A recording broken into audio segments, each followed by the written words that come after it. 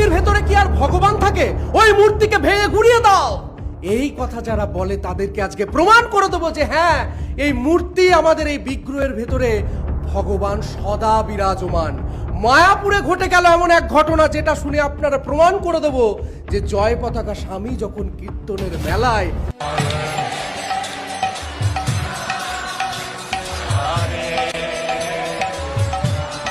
মহামন্ত্র যখন তিনি কীর্তন মেলায় জপ করছিলেন, তখনই পঞ্চতত্ত্ব অর্থাৎ চৈতন্য মহাপ্রভু, অদ্বৈত প্রভু এবং নিতাই প্রভু এবং আরও যারা ছিলেন তাদের চোখের মধ্যে দিয়ে যেন অশ্রু দেখা গেল। অর্থাৎ ভগবান ভক্তের ডাকে তিনি কিন্তু সাড়া দেন। তারা দর্শন করছেন সেই দিব্য দর্শন যেখানে চৈতন্য মহাপ্রভুর চোখ দিয়ে অশ্রু ঝরে পড়ছে। এবার হয়তো বলবেন যে ভগবান সে আবার পিতলের মধ্যে, এরকম পাথরের মধ্যে, আবার কোনো সময় মূর্তির মধ্যে থাকে। সেই ভগবানকে যদি আমরা ভেঙে দিই তাহলে সেই ভগবান কি রক্ষা করতে পারবে? তাহলে তো তারা মূর্খ। আমরা পৃথিবীকে পুজো করি, এই ভূমিকে পুজো করি, জলকে পুজো করি, সূর্যকে পুজো করি এবং ওই সূর্যকে সৃষ্টিকর্তা ভগবান শ্রীকৃষ্ণকেও পুজো করি। আর সেই ভগবান প্রত্যেকটা সৃষ্টির মধ্যে বিরাজমান।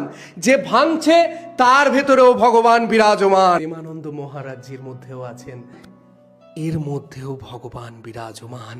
মা কালী, এই যে সমস্ত বস্তুর ওপর ভগবান বিরাজমান। সেই সময় নরসিংহা একটা থাম্বার ভেতর থেকে বেরিয়েছিল, সেখানেও তো ভগবান বিরাজমান। কি ভাঙবে? তবে কেন এই মূর্তি? কারণ আমরা এই মূর্তিকে দেখে মায়ের সেই অপরূপ রূপকে দর্শন করছি। আহা, এই কারাল বদনঙ্ঘোরং মুক্ত কেশিং চতুর্ভুজাম কালিকাং দক্ষিণাং দিব্যাং মুন্ডমালা বিভূষিতাম। দেখুন কত সুন্দর মায়ের রূপ। সেই রূপকে আমরা বর্ণনা করতে পারছি। যে ঈশ্বর সমস্ত ব্রহ্মাণ্ডকে সৃষ্টি করেছে, সেই ঈশ্বর কি মনুষ্য রূপে আসতে পারে না? তার কি ক্ষমতা পরিসীমা কি একটু কম যে সে মনুষ্য রূপে আসতে পারবে না? আমাদের ভগবান আসতে পারেন।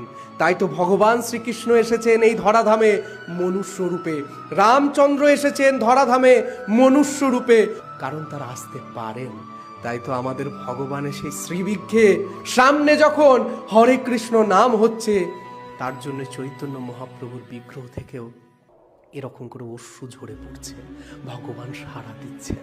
আর যারা ভাঙার কথা বলেন তারা হয়তো একটা মূর্তি ভাঙবেন, কিন্তু ভক্তের হৃদয়ে যে ভগবান বিরাজমান সেটাকে আপনারা ভাঙতে মুছতে